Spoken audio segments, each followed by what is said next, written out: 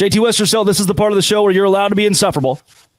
Utah was one quarterback away from winning the Big 12 championship in 2024. Yes or no? Oh, you're the best. I do think they would have fallen just short, even if Cam had stayed healthy. But I say fallen short as in I think they would have been right there and it come down to the wire. I want to take everyone back to before the season started, why Utah was picked, not just by me, as a lot of people seem to think I was the only one who was trying to campaign them sometimes. Almost everyone. And Drake, did you pick? I think you went with Kansas, but you had Utah at least in the championship game, right, my friend? I had Utah, who went 5-7 in the championship against Kansas, who went 5-7. Yeah, exactly. So it's also your fault too. But Spencer is McLaughlin. He picked Utah to make it. Utah and Kansas, by the way. Oh yeah, and Joel Klatt, Utah and Kansas. College game day, that graphic when it was all Utah and when they were making their preseason predictions of who was going to win the conference. Why was that? Because this roster looked really good on paper. And it wasn't just that. It was the schedule too. I mean, how many of the games too, I will say, like if you want to make the argument that Utah would have won, I could easily make that argument that Utah would have been Big 12 champs, especially when you look at all of their games they played.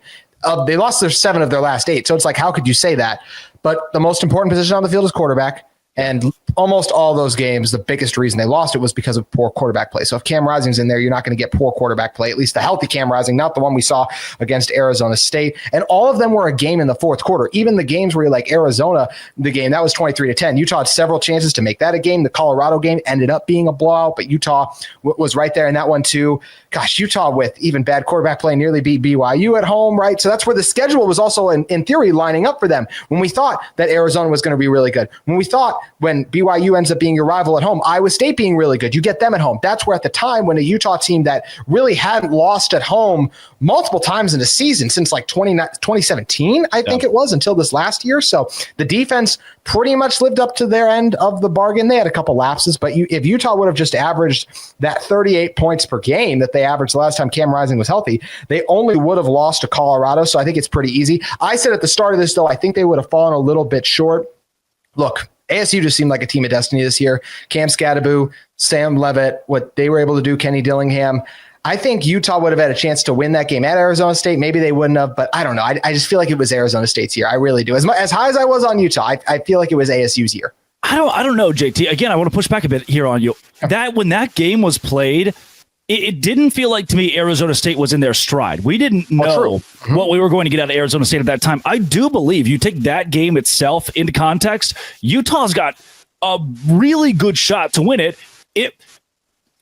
If not only they have a quarterback, but if Cam Rising is who we were promised and who we saw in 2022. Like what's wild to me is I don't want this to be Utah would have won the Big 12 with a healthy Cam Rising. Utah would have won the Big 12. They're one quarterback away. And it might not have been Rising who could have been that guy for the Utes. Did you think in the sample size that you saw that Cam Rising was 2022 level, or was like could he have been the catalyst to a Big 12 title, or would it have had to have been a somebody else, another competent quarterback somewhere out there? I mean, if Cam could have stayed healthy, I think he would have rounded into form. But I will agree that looking back on even his first few games, I thought he looked like a quarterback who was still shaking off rust, which is understandable because the stat I love to throw around before I came on your show in the past, Drake, was the whole Tom Brady thing. That Tom Brady had played a game more recently until Cam did. But even when he got hurt in the Baylor game, he still missed a throw or two. The offense was stalling a little bit. So I think he would have eventually rounded into form of a guy who could have helped Utah contend for a Big 12 championship. But obviously we saw him against Arizona State. He got hurt the third play of the game and was never himself. The reason I'll go back to why I think Utah would have fallen short even if Cam was healthy, if we're going to do the what if game, we could also easily do what if Sam Levitt doesn't get hurt in that game. He missed a large chunk of time against Utah in that game. So if he stays healthy, then their foot has to stay on the gas pedal even more, because then you're going touchdown for touchdown maybe if Utah's offense is firing more. I think it would have been hard for Utah to win there. I would, with a healthy Cam Rising, I'm saying that the 1 point difference does swing against BYU. They win there. Coming into the year, I always thought Colorado was a bad matchup for Utah. I think they would have still probably lost that game, even though that was a winnable game. Shedeur, that passing offense against a pretty good Utah secondary, but still having trouble against one of the best offenses in college football, unless you're playing BYU, obviously, in the Alamo Bowl, because I still can't believe what the Cougars did to them there. I think Utah would have had 2 losses, and I think maybe it would have been some of those, and still gotten in the conference championship game, but that's why I give ASU the edge. Utah could have been right there. Cam Rising could have been the guy if he got healthy to make this team a contender again. If they'd gotten 22 Rising, very well could have won the conference. But like I said, I'm still going to lean with them falling just short because also it is Utah football, Drake. And unfortunately, as we know, even if Cam could have somehow been healthy, there were several other guys that were going to be hurt. Can I go back and just dig up some bones here with you? Sure.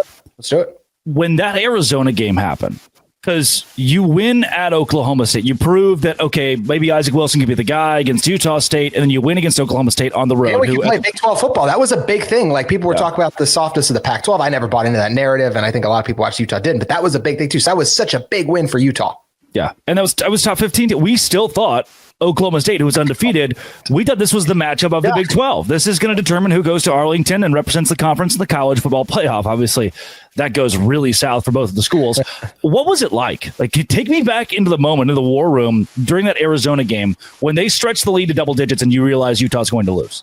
So just disheartening. I mean, you feel like, and I will say there was a chance where you're like, okay, just Isaac Wilson is clearly not ready. Cam Rising will be back soon, and then hopefully you can rebound there. But I mean, even that game, just pulling back up the numbers, Isaac was 20 for 40. He had 280 yards. But I remember Utah came up short on a lot of the money downs, 2 interceptions. One of those put Arizona in prime position too. And that was a really deflating game because Utah hadn't lost to an unranked team at home since maybe even further back than 2017. I can't remember when that was too. So that was where it's like, whoa, what's going on here? You follow that up with you get him back against Arizona State, but then it goes even worse than there. And then come to find out at the end of the season too, like at the time it was like, well, Isaac Wilson balled out on the road against a top 15 team. But then we learned what Oklahoma State was. They had one of the worst defenses in college football. So it really was just kind of a false performance from what this Utah football team would end up being. Man, I thought this Utah team after that Oklahoma State game was on their way to probably just lose one game in conference action and then go on to win the Big 12. But injuries played a massive role, the biggest one being quarterback. And it is amazing how different the tone is, even for myself, talking about this Utah football program rather than last year when I felt like they were coming to the Big 12 with a lot of returners, a lot of optimism. And that has changed, even though there are a few reasons for excitement entering 25.